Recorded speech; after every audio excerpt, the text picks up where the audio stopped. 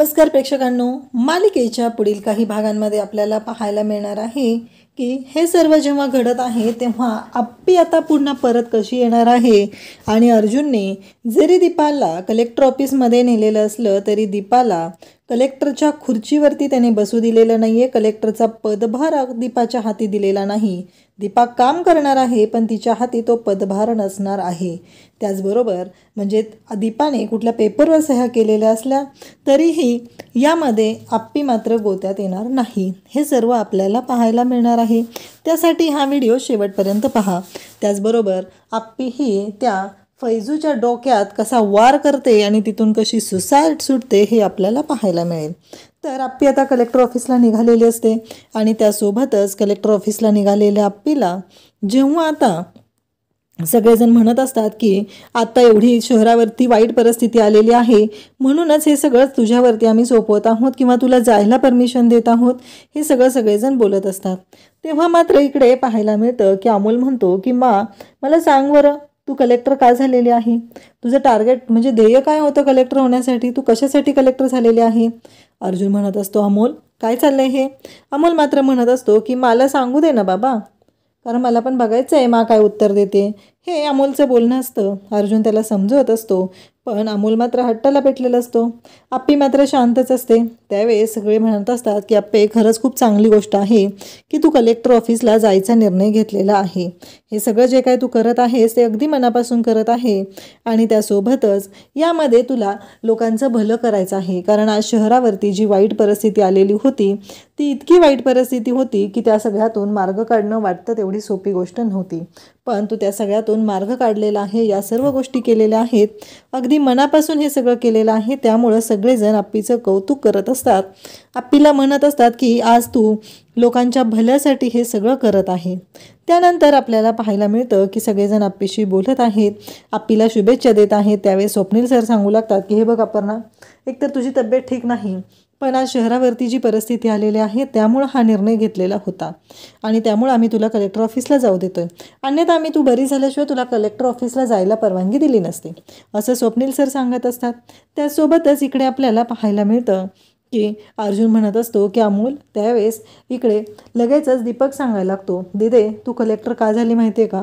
आपल्या अमोलदादाचं स्वप्न होतं, खूप तरुण वयात तो गेला. त्यानंतर तू रडत बसली नाहीस. तू इकडे केंद्र सेवेच्या परीक्षेचा म्हणजे स्पर्धा परीक्षांचा अभ्यास सुरू केला आणि एवढ्या सगळ्या कठीण परिस्थितीतनं तू हिमतीनं कलेक्टर झालेली आहे आणि एवढं सगळं यश संपादन केलेलं आहे.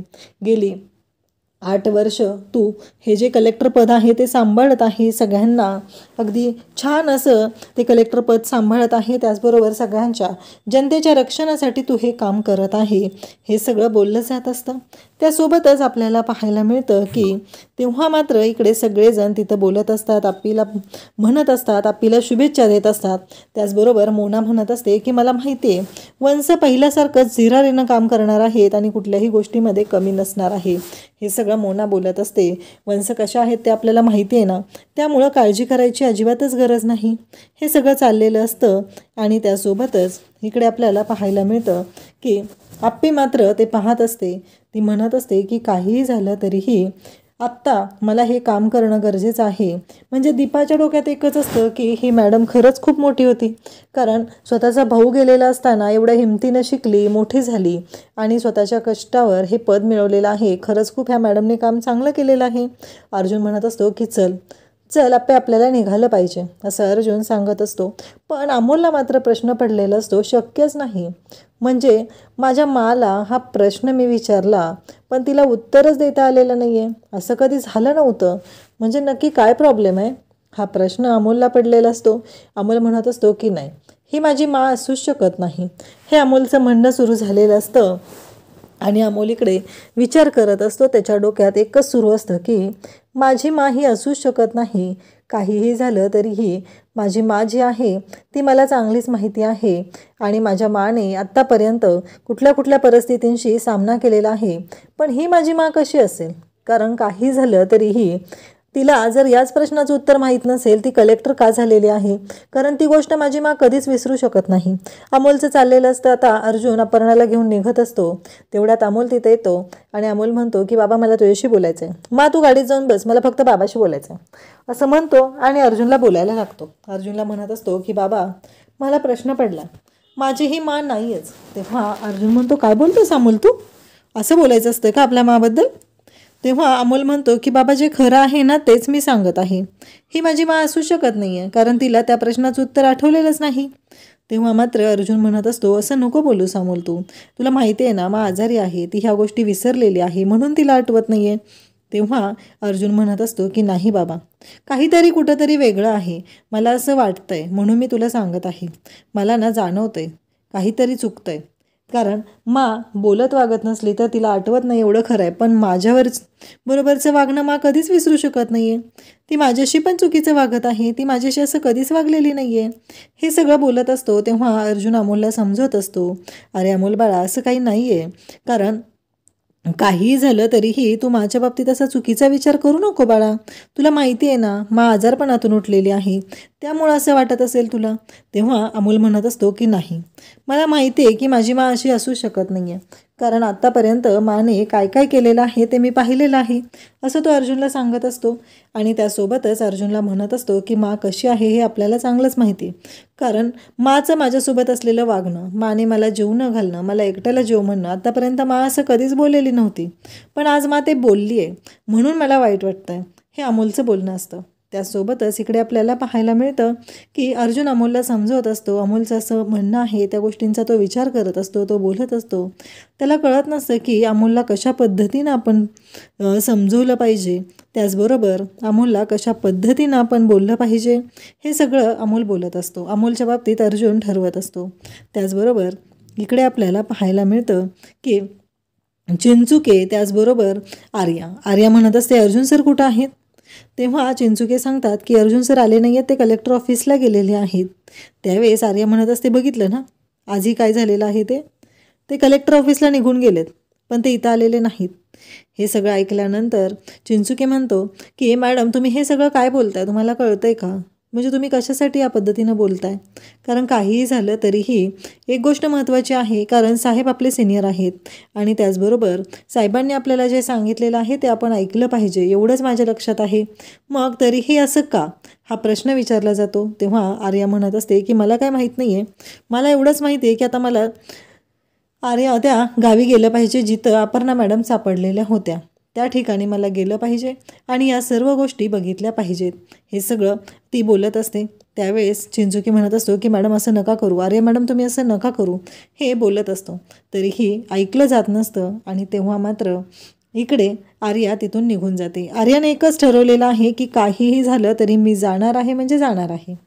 आणि त्याचबरोबर चिंचुकेला ती म्हणते की आत्ता माझ्याकडे कार्यभार आहे, त्यामुळं मी तुम्हाला ऑर्डर देत आहे, ते पाण्याच्या बाबतीतलं जे प्रकरण आहे ते तुम्ही बघायचं आहे. इकडे आपल्याला पाहायला मिळतं की जीजी म्हणजे गिरीश गायकवाड यांनी काही लोकांना बोलवलेलं आहे आणि काही लोकांना बोलावून ते त्यांना सांगत आहेत की हे बघा, जे तुम्ही आत्ता काय बोललेलं आहात ते मला सगळं पटत आहे, मान्य आहे, पण ह्या फाईल आत्ता जिथं आहेत त्याला काहीही अर्थ नाही.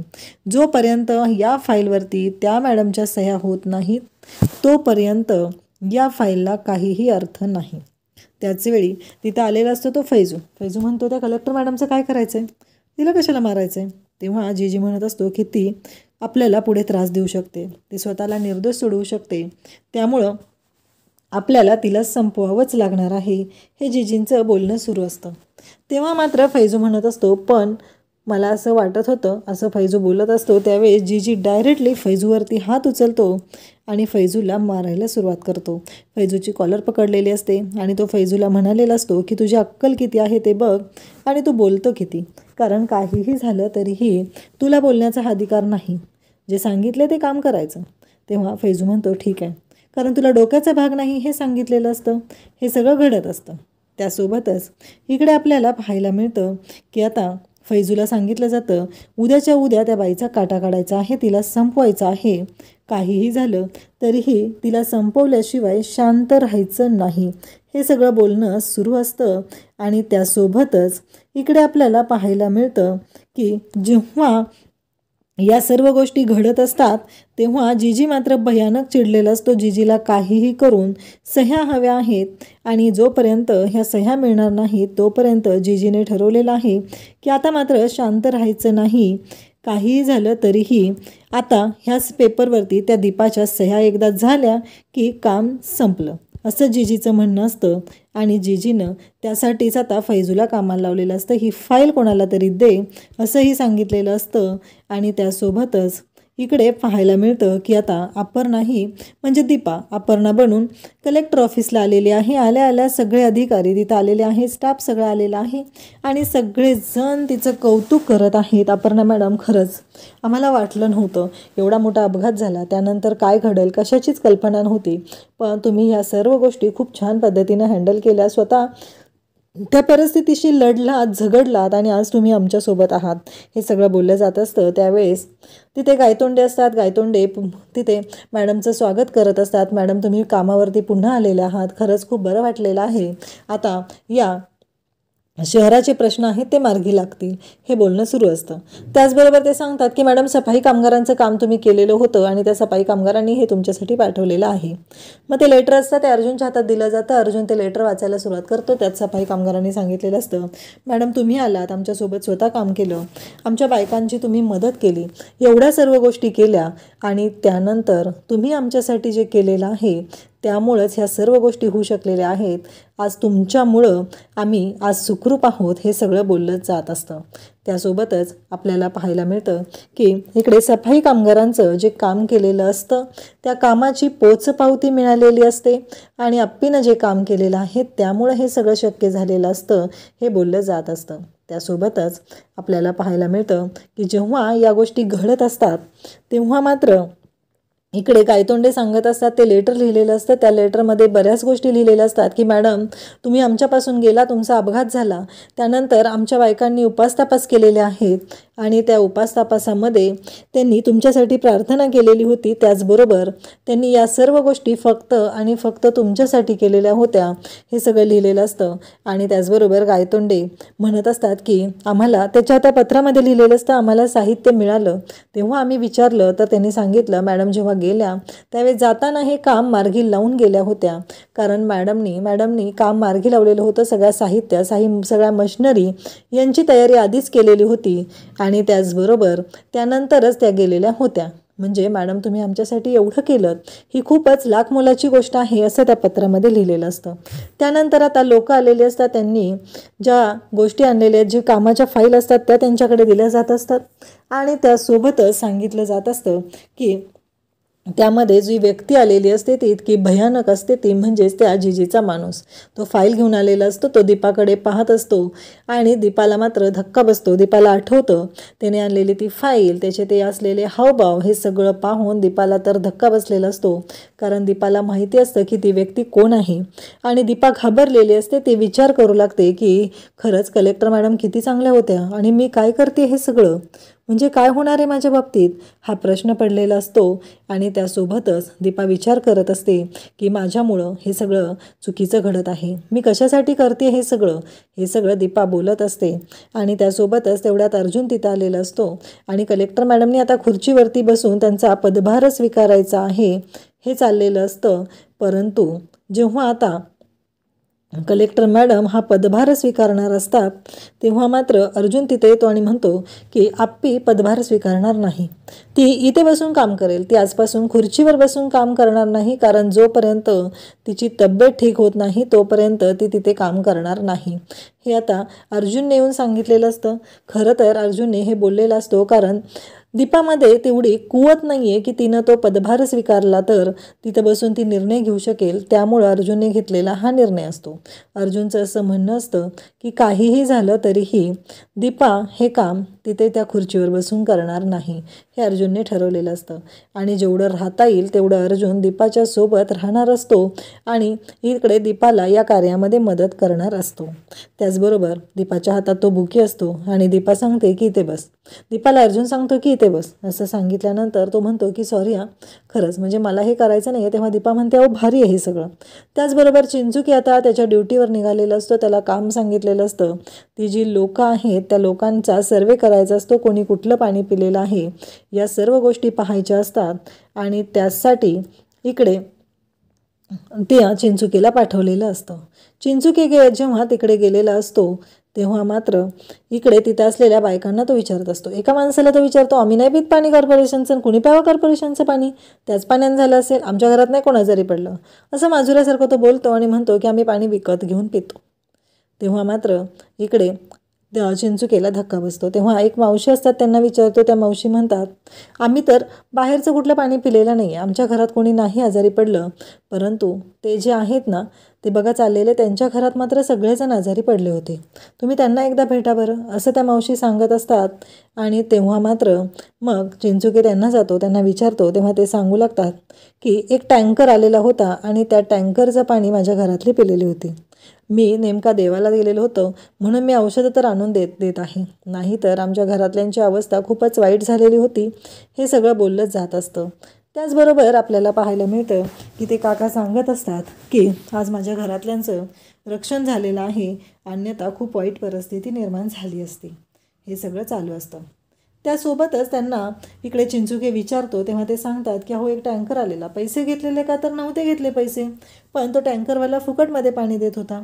तेव्हा चिंचुकी सांगतात अहो कोणी पण फुकट दिलं तर तुम्ही असं पिलं पाहिजे का, ते असं बोललं जात असतं. तेव्हा चिंचुकीने सांगितल्यावर ते म्हणू लागतात की बरोबर आहे, चुकलं आमच्याकडून, आम्ही असं करायला नको होतं, हे चिंचुकींना तो सांगत असतो. त्यासोबतच इकडे चिंचुकी आता सगळा सर्वे काढलेला आहे, त्यानुसार कळलेलं आहे की टँकरच्या पाण्याने हे सगळं झालेलं आहे. एक व्यक्ती आलेला, त्याने टँकरचं पाणी दिलेलं होतं आणि त्या पाण्याने हे सगळं झालेलं आहे, हे कळलेलं असतं. त्याचबरोबर इकडे आता दीपा म्हणत असते की साहेब बरं झालं तुम्ही मला इथं बसायला सांगितलं. आणि मग अर्जुन म्हणतो की हो. आणि मग दीपा म्हणत असते साहेब कळलं का हो ते कशामुळे झाले, कुठल्या पाण्यामुळे झाले. त्यावेळेस गायतोंडे आलेले असतात. गायतोंडे म्हणत असतात की हो लवकरच तपास होईल. गायतोंडे आलेले असतात. गायतोंडे म्हणत असतात की मॅडम तुम्ही इथे बसून काम करताय ते काही योग्य वाटत नाही, काही माणसं आलेले आहेत. मग अर्जुन सांगतो की बोलवा त्यांना मीटिंगसाठी. आणि मग या सर्व लोकांना मीटिंगसाठी बोलवलं जातं. आणि मग मीटिंगसाठी बोलवल्यानंतर आता दीपाची मीटिंग सुरू होते, सगळ्या जबाबदाऱ्या घेतल्या जातात, त्याचबरोबर सर्व गोष्टी सांगितल्या जातात. आणि मग दीपाला सांगितलं जातं की हे सगळं जे काय आहे ते अशा पद्धतीनं घडत असतं. दीपाला सगळ्या गोष्टी सांगितल्या जात असतात आणि त्यासोबतच दीपाला तिथे अनेक गोष्टी समजत असतात. आणि मग दीपा ते पाहत असते. त्याचवेळी आता उद्याच्या भागात आपल्याला पाहायला मिळणार आहे की दीपाच्या समोर त्या फाईल येणार आहेत, ज्या फाईलमध्ये तिथे लिहिलेलं असतं की या सर्व गोष्टी ज्या आहेत त्या फाईल म्हणजे गावकऱ्यांचं नुकसान, ती फाईल दीपाच्या समोर येणार आहे आणि त्या फाईलवरती दीपाला सही करायची आहे. दीपाला मात्र भलतंच टेन्शन आलेलं आहे, कारण अपर्णा मॅडमनी जे काम केलेलं होतं त्या कामाची वाट तर लागणार आहेच, परंतु यामुळं आणखी काही होऊ शकतं हे दीपाला माहिती आहे, कारण त्या मॅडमनी एवढं चांगलं काम केलेलं आहे आणि मी त्या कामामध्ये काय करत आहे हा प्रश्न दीपाला पडलेला आहे. आणि दीपा मात्र त्याच गोष्टींचा विचार करत आहे. आणि दीपा म्हणत असते की नाही मला हे करता येणार नाही, हा विचार दीपाच्या डोक्यात सुरू झालेला आहे. आता दीपा नक्की काय करणार, त्याच्यावर सह्या करणार का, ते आपल्याला पुढे पाहायला मिळणार आहे. त्याचसोबतच आणखी एक महत्त्वाची गोष्ट म्हणजे इकडे आता पेपर फाईलवरती सह्या झाल्या की आप्पीला उडवून टाकायचं आहे, पुढं कलेक्टर म्हणून दीपालाच उभं करायचं आहे आणि आपली कामं करून घेत राहायचं आहे, असा जेजीचा प्लॅन असतो. आणि मग तिथे आप्पीकडे आलेला असतो तो म्हणजे फैजू. आणि फैजू आप्पीकडे आलेला असतो. आप्पीने ऑलरेडी कालच्या भागात आपण पाहिलं होतं कुलूप काढलेला आहे आणि आप्पी तिथे लपून उभी असते, हातामध्ये परात असते. आणि आप्पीने ठरवलेलं असतं आला की त्याच्यावर हल्ला करायचा आणि त्याला उडवून टाकायचा, हे आप्पीने ठरवलेलं असतं. फैजू तिथे येतो आणि आप्पी त्याच्या डोक्यात ते ताट घालते, त्याला बेशुद्ध पडते आणि आता आप्पी तिथून पळून जाणार आहे. आणि नेमकी आर्या त्याच गावात जाणार आहे आणि आर्या आणि आप्पी यांची भेट कशी होणार हे आपल्याला पाहायला मिळेल. अशाच अपडेटसाठी चॅनलला सबस्क्राईब करा. थँक्यू.